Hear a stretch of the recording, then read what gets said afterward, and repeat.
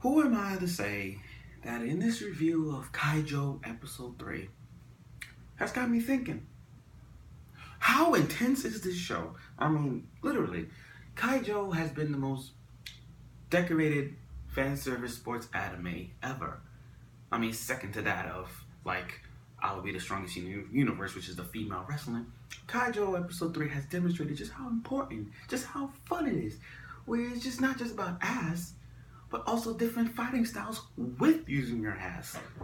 Now imagine people in Dead or Alive Extreme 2 would be so intuition with this. I mean, guys, come on. If y'all played Dead or Alive Extreme 2 and Japan, y'all probably played Extreme 3, you guys will understand just how good that where girls using their ass is all fun and games.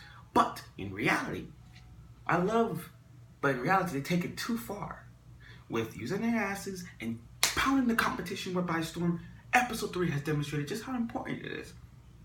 Now, as you guys know in Episode 2, they had Nozomi dressed up in like this tight little racing suit bondage outfit thing. Which gives us to Episode 3 about how she dressed up like this.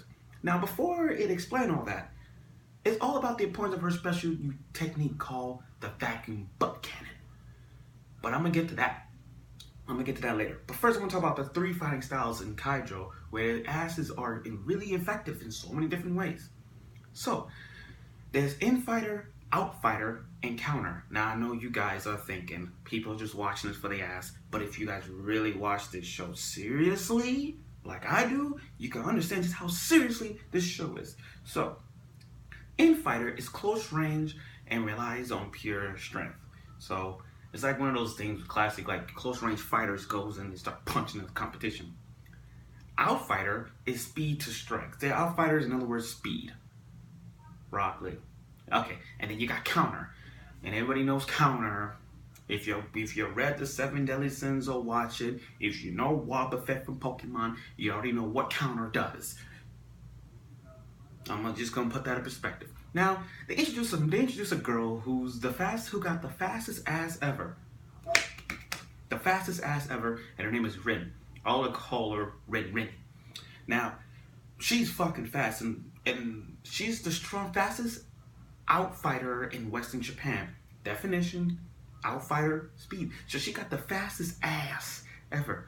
Now imagine you having sex with Rin, just how fast you make her in a few minutes. I mean, if like seconds. It's like 0.3 seconds already. But she got the fastest ass ever. She did 30 thrusts in front of their faces. Normally, now I had to pause to see that was actually 30, but you can't even pause the speed unless you're that type of person who jerks their hand like just how fast it is, just see how fast she could do her thrust. But she did 30 thrusts. And not only Rin has this cat-like speed, she also has the hands.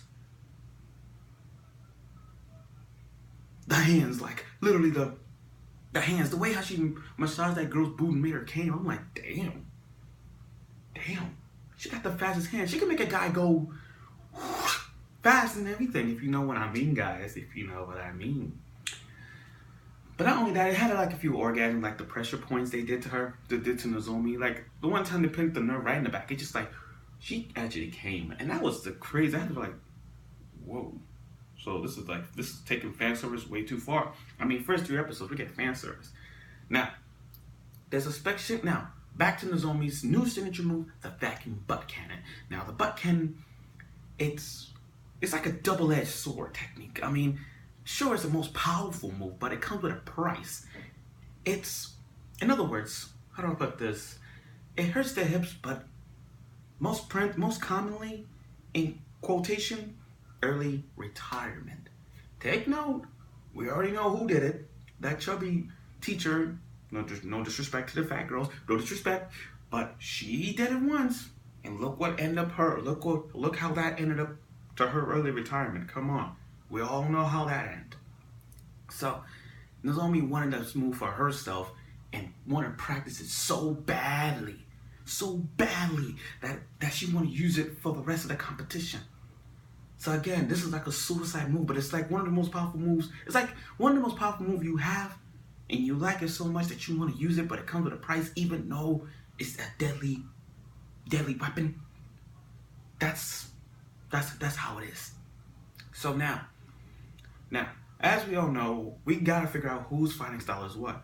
So Miyata is an outfighter, so she good with speed. And speaking of Miyata, who studied judo, did you see how fast her ass was? I mean, come on. Her ass was so fast that she literally had the nerve. I mean, she really had the ass for her speed to like, damn. You couldn't even, like, she's standing in one stance, you can see all the ass moving, but you couldn't even tell which ass was moving first. Now, Togo, which is the red hair girl, she's the a counter specialist. And then Alba, which is the pigtail, she's an outfighter as well. But Alba's trying, but the pigtails, come on. She analyzes people weakness by massaging their asses, like from the way all the way down. She massages and she has this vortex hand, like, okay, so her ass is alright. It's like when she massages somebody, it's like she could tell which ass cheek is like weak, which ass cheek is strong, which is style. I'm like, damn, she's gonna be badass in the future. So, but Nozomi in her battle suit, she's got you kicking it. I mean, even though she had a hard time doing stances like this just to get her suit strong enough to move like this, she finally able to control that suit. But will she use it? Well, I know she's gonna use it in competition, but can she manage that? As she faced one of the girls with the headphones, which I don't know her fighting style, but I got a theory it's gonna be a counter specialist. But now, as a cliffhanger ends up, we meet Mayatan, who's gonna face Ridman. And this is a battle for next week to see who got the fastest ass in Keijo. I mean, let's just see who's got the fastest ass. I mean, really, the fastest ass. Really. But that's it for now.